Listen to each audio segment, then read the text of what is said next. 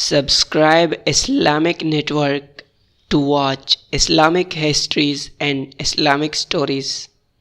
ایک بادشاہ بہت ظالم اور جابر تھا۔ اس کی ہیبت کی قصے سارے ملک میں مشہور تھے۔ لوگ اس سے نفرت کرتے تھے اور اس کا نام آتے ہی لوگ کانپنے لگتے تھے۔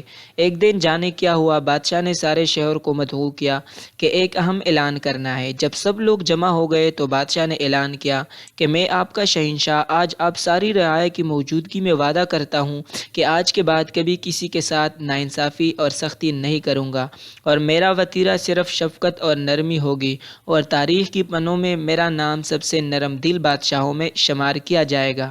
سب لوگ بہت حیران ہوئے کہ شاید بادشاہ سٹایا گیا ہے، اس کو کیا ہو چلا ہے۔ خیر، سب نے سوچا کہ بس ایسے ہی بول رہا ہے، وقت بتائے گا کہ یہ بدلا ہے کہ نہیں۔ بادشاہ دراصل بالکل بدل گیا تھا اور ساری عوام اس سے نہایت خوش اور مطمئن تھی۔ کئی مہینے بعد بادشاہ اس طرح رہا اور وزیر سے صبر نہ ہوا، اور ایک دن ہمت کر کے بادشاہ سے پوچھا کہ اے بادشاہ، آخر کس وجہ سے آپ کا دل بدل گیا؟ بادشاہ بولا، کچھ دن پہلے کی بات ہے کہ میں جنگل میں جا رہا تھا کہ میری نظر ایک لومڑی پر پڑی اور وہ بیچاری بھاگ رہی تھی۔ اس کے پیچھے ایک بڑا سا کتا لگا ہوا تھا۔ لومڑی کو اپنا بل نظر آ گیا اور وہ اس میں چھلانگ لگا رہی تھی کہ کتے نے اس کے ٹانگ پکڑ لی اور زور سے اس پر چک مارا۔ لومڑی نے پوری جان لگائی اور اپنی معذوری ٹانگ گھسیٹ کر بل میں گھس گئی۔ اس کتے نے بیچاری لومڑی کو معذور کر دیا تھا۔ کچھ دیر بعد میں گاؤں میں پہنچا تو دیکھا کہ وہی خونخوار کتا ایک آدمی پر بھونک کے جا رہا تھا۔ اس آدمی کو غصہ آیا اور اس نے کھینچ کر ایک بھاری سا پتھر بیچارے کو دے مارا۔ کتا خود بھی اس طرح ٹانگ سے معذور ہو گیا۔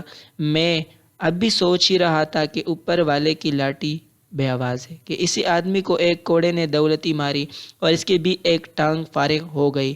گھوڑا بھاگ رہا تھا اور آگے گڑھے میں گر گیا۔ اتنے دیکھ کر ہی میری حالت غیر ہو گئی اور میں نے سوچا کہ میں اتنا ظالم ہوں، ہر ایک پر حکم چلاتا ہوں، کسی کی پرواہ نہیں کرتا ہوں، تو میرا خالق میرے ساتھ بھی وہی کرے گا جو میں اس کی مخلوق کے ساتھ کرتا ہوں۔ تو ایک ہی ترکیب سجائی دی کہ کیوں نہ میں اپنی رعایا کے ساتھ اچھا ہو جاؤں تاکہ میرے ساتھ بھی اچھا ہوں۔ بس اتنی سی بات تھی۔ وزیر ایک عیار اور مکار آدمی تھا۔ بادشاہ کی کہانی سن کر بھی اس کا دل نہ پسیجا۔ بے حس آدمی ادھر سے اٹھا اور دل میں سوچا کہ بادشاہ فارغ ہو گیا ہے، یہی وقت ہے کہ میں اس کا تخت ہتھیا لوں۔ ایسی خلیص سوچ ابھی اس کے دماغ کی دہلیز پر ہی تھی کہ خالق کا نظام کام میں جٹ گیا اور گٹیا وزیر دڑام سے سیڑھیوں سے گرا اور اس کی گردن دو ٹکڑے ہو گئی۔